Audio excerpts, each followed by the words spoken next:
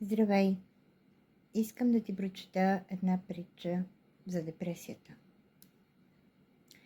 Имало едно време един мъж, който се чувствал затворен в тъмна стая. Вратата била заключена, а в стаята било студено и мрачно.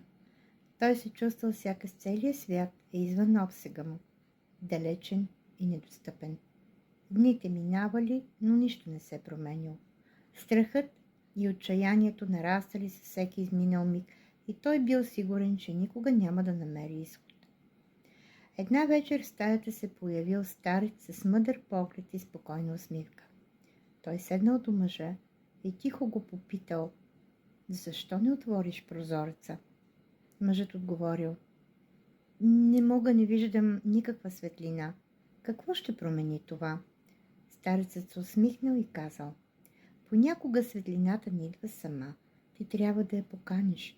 Когато отвориш прозореца, ще видиш, че светлината винаги е била там.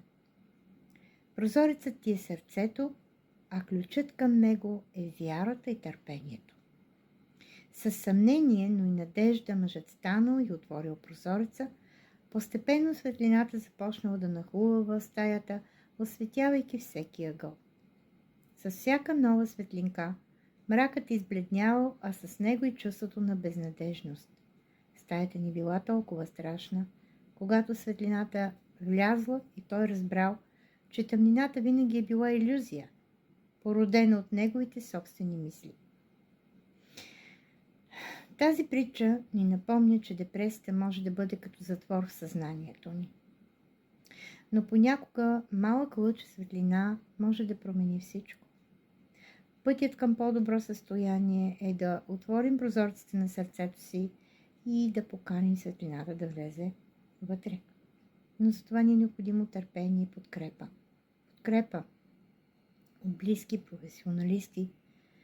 Този наш 10-дневен онлайн курс прави точно това. Той ни отваря прозореца към светлината, да влезе в нашите тела, в нашите очи и така да ни промени. Запишете се. Има смисъл. Не можем да живеем в депресия. Ще ви чакам.